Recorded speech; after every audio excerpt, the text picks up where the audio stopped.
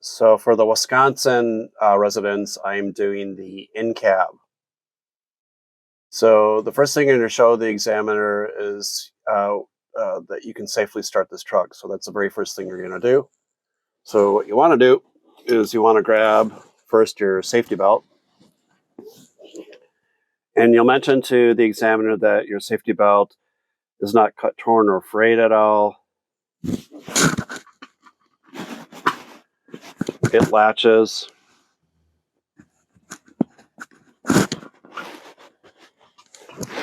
It also unlatches. And then it adjusts to you.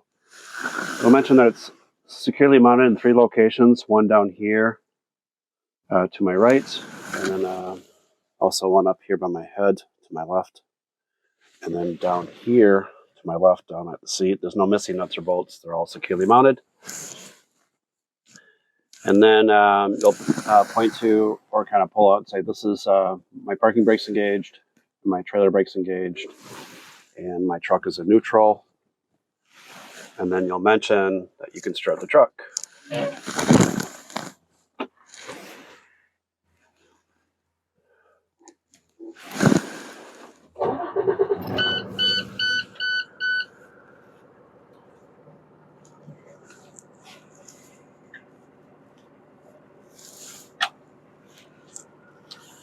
So you'll mention to the examiner that my ABS light is not on, so that means that there's no ABS problem. There's no check engine warning lights or any other warning lights, such as a DEF warning light. And then you'll start with the gauges. So here you'll mention that I have plenty of fuel, DEF fuel for the road. Right here is my temperature gauge. You'll mention that it's working and slowly rising. It's not quickly rising.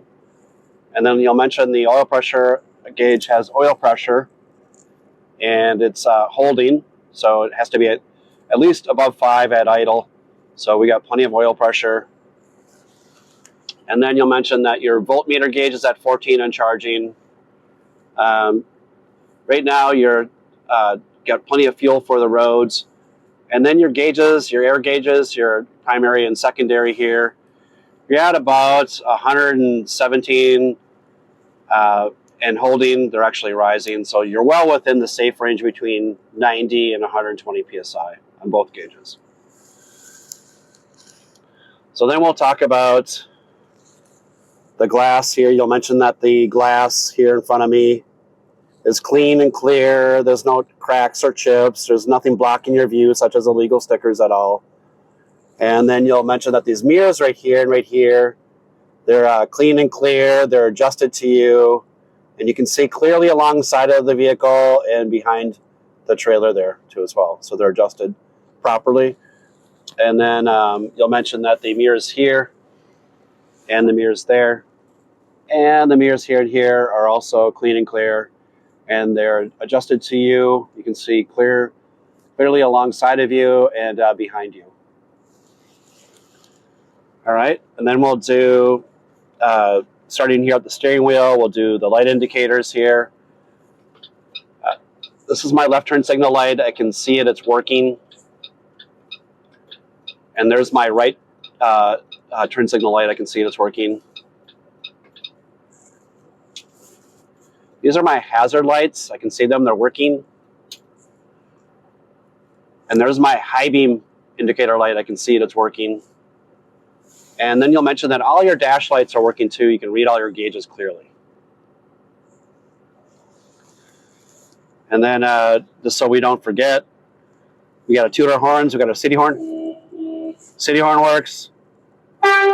Freeway horn works, or horns work. Then we'll talk about the windshield here. You'll mention that the windshield is clean and clear. It's not cracked at all. There's no chips at all. There's nothing blocking your view at all. Nothing on your dash. Your dash is nice and clean. No illegal stickers. You can see clearly in front of you. And then you'll point at the wipers right here, the wiper blades. The metal's not bent, broken, or cracked. The blades themselves are tight to the glass. They're not loose or missing at all. and then the washer fluid is full. It cleans the windshield. The blades are tight to the glass, and it doesn't leave streaks. All right. So then we'll go down over here. We'll talk about heater and defrost. Turn this on to full air. You can leave this on heat, but make sure that this is on the heater and defrost right here. Give it about a second, and then put your hand up here. You feel air up there, and you feel air down below here. Both the blower fans work, the heater and defrost work. All right.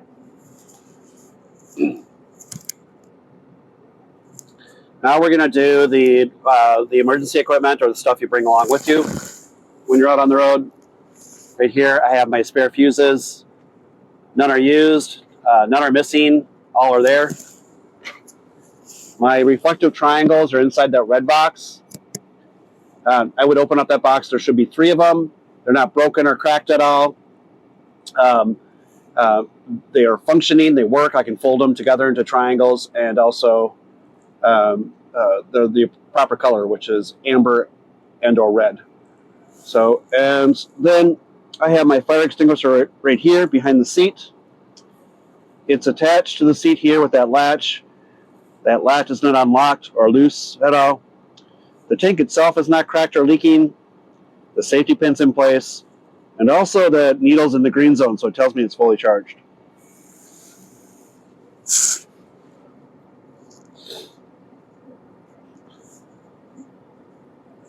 It's a good idea to kind of work out some kind of system. So I kind of started right here, so I wouldn't forget the stuff right here.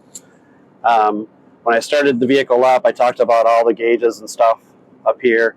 The fact that we don't have any warning lights, and I can read all the gauges, and I read off the gauges too as well. This thing right in front of us, the steering wheel, don't forget that there's a horn. So you got to test the horns to make sure they work. Then you got your windshield. You know, you got to be able to see clearly, so on and so forth. And then you talk about the wipers and the fact that you got plenty of washer fluid. You talk about the heat right here, and then all the stuff you bring along with you. So the very first brake test that we're going to do is your air loss test. So to do the air loss test, you're going to press and hold the brake pedal right here. And then you had mentioned that I would chock my tires, and then you're going to release the parking brake and the trailer brake.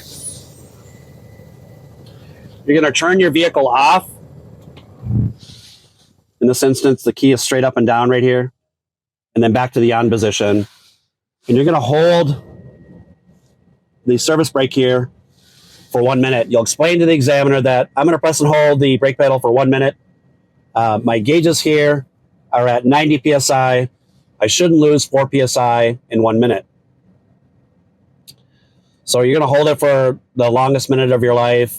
At this time, you might want to take your memory aid too as well to make sure you didn't miss anything at all when you were talking about the stuff on the inside of the cab at all, or on the outside. Because if you had, you might just circle it or put a check mark next to it and say, well, I need to address that before I conclude my pre-trip. So there's a lot of things that you can do in that minute just to make sure that you're catching everything for the pre-trip and you're not missing anything. So you'll say that it's been a minute now. My gauges are still at 90 psi. I didn't lose 4 psi in that minute.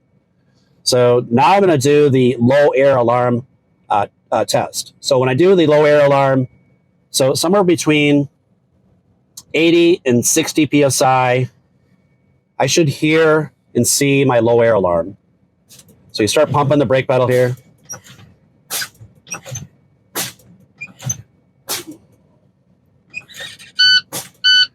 Right at about 65 psi, I can both see and hear the low air alarm. So now I'm going to do the emergency brake test. I'm going to continue pumping the brake pedal here, and somewhere between 20 and 40 psi, both my brake valves here will pop out.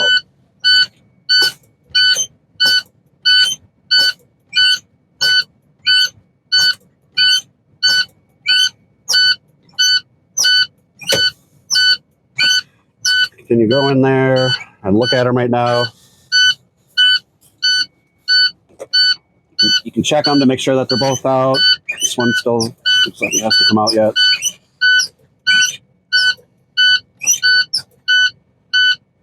So both of my brake valves are out now, and they both came out right at about 25 PSI. All right, so now I'm going to start the truck and test them. I'm going to put it in gear and pull against them. When I do that, I'm just going to walk out the clutch.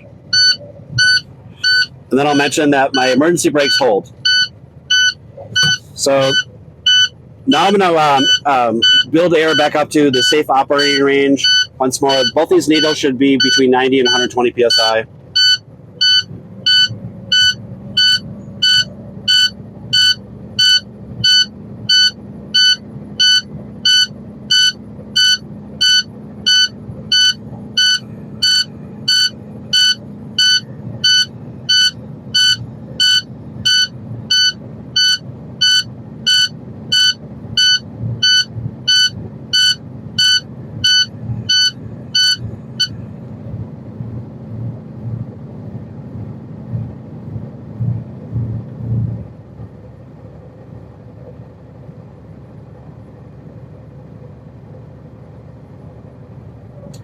So right now I'm within the safe operating range, 90 to 120.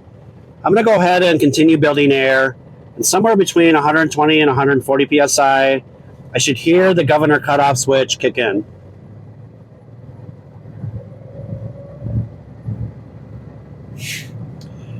I heard the governor cutoff switch kick in right at about 120 PSI. So now I'm going to go ahead and test the parking brake and trailer brake, starting with the parking brake first. I'm going to release the trailer brake and pull against the parking brake. And when I pull against that parking brake, I shouldn't move forward.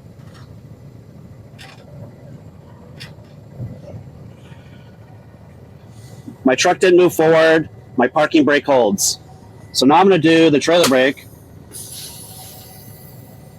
And when I pull against the trailer brake, it should hold my truck from going forward, but also test my trailer connection.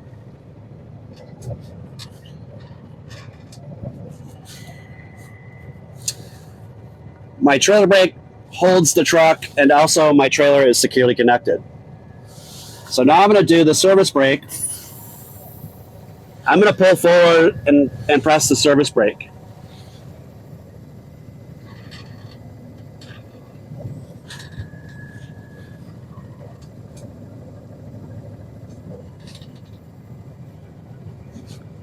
Service brake works, doesn't pull on either side. My service brake works.